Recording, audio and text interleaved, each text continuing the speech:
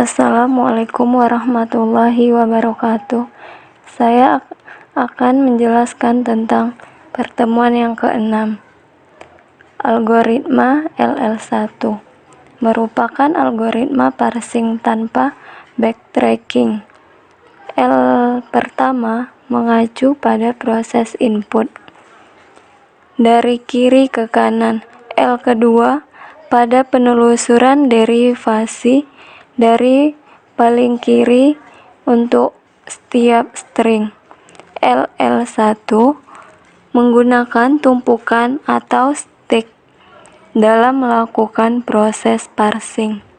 LL1 parsing dapat dilakukan apabila tidak terdapat produksi atau struktur program yang memiliki left recursive atau left factoring dan ambigu.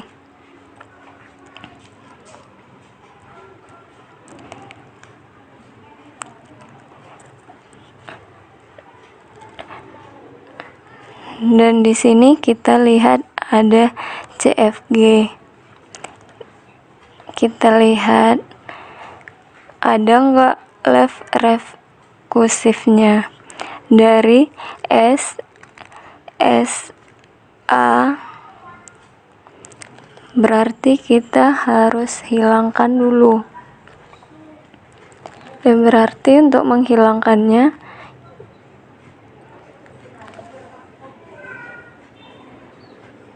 S, maka A plus S, dan kita tambahkan variabel baru S aksen. Kemudian A min S aksen, kemudian B dikali A S aksen. Dan untuk S aksennya sendiri itu yang terjadi left recursive. Kita tulis plus A, kemudian S aksen, kemudian min A S aksen, kemudian epsilon. Oke, dari sini kita lihat rekursifnya sudah jelas. Dan di sini ada turunannya nilai A paling kiri. Dan itulah yang kita sebut left factoring. Dan untuk menghilangkan left factoringnya, S A, dan kita tambahkan variabel lain S double aksen. Dan untuk yang kedua ini cukup, dan sisanya B kali A S aksen, kemudian S aksennya plus A S aksen, kemudian minus A S aksen atau epsilon.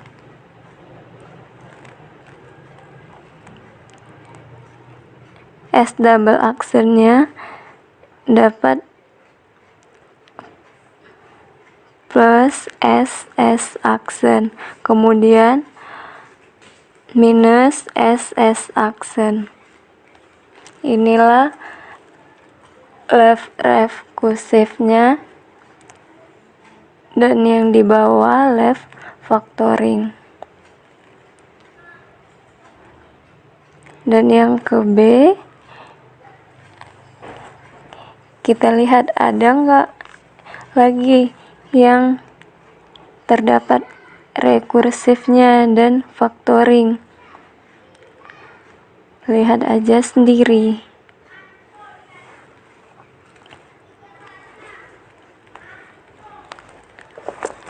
Dan untuk algoritma LL1-nya sendiri, di sini ada CFG, stringnya ID tambah ID.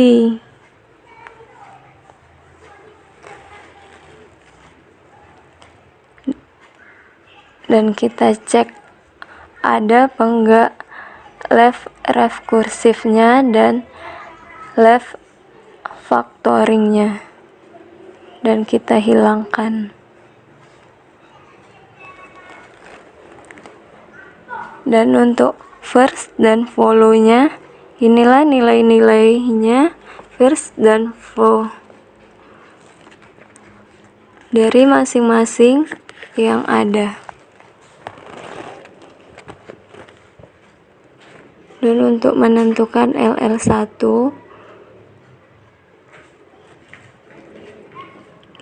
dan kita buat tabel parsing.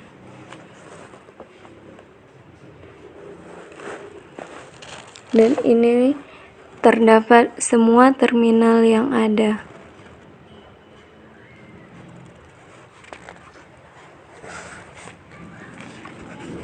Dolar yang ada.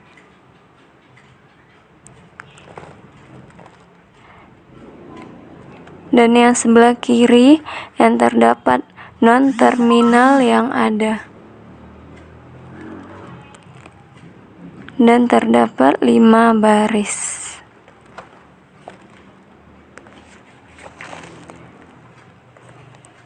Dan inilah kita isi nilai tabel parsingnya. First dari E adalah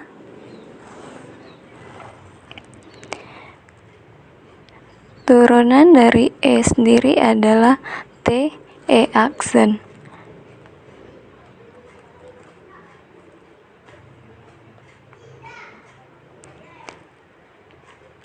Dan T ini adalah kepunyaan si E. Dan kita tulis E maka T E aksen, dan di ID pun sama, karena ID kan first dari T-nya. E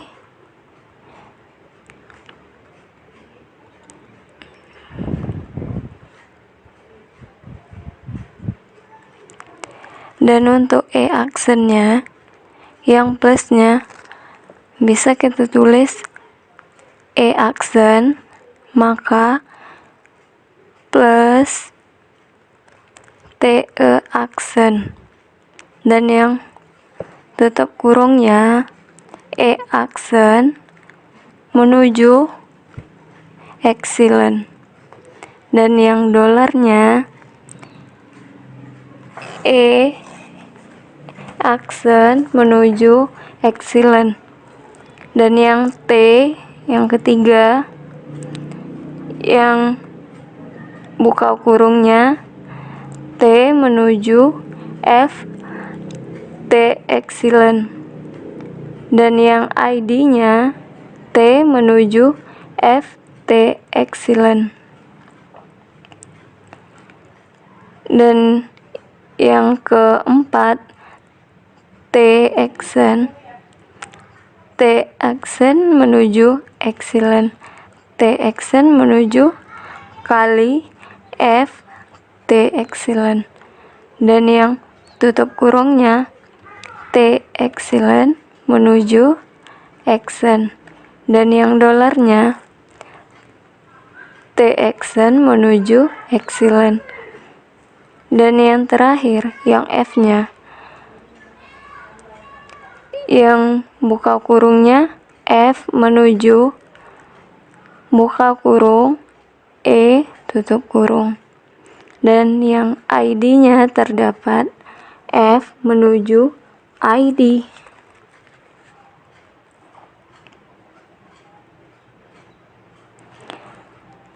Dan yang contoh CFG yang kedua,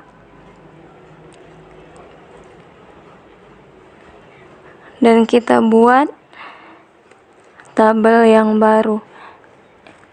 Kita punya parsing stack, input, action. Dan yang pertama kita tulis simbol awalnya A. Dan inputannya adalah stringnya ID plus ID stack. Dan yang kemudian untuk actionnya, dan kita lihat dari tabel parsingnya. Kita lihat yang dari paling kanan, E dan ID-nya. Dan kita lihat untuk si E, dan kita punya E,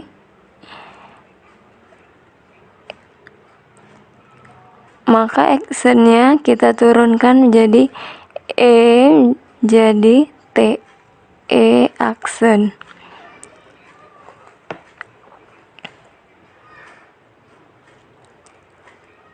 Dan yang kedua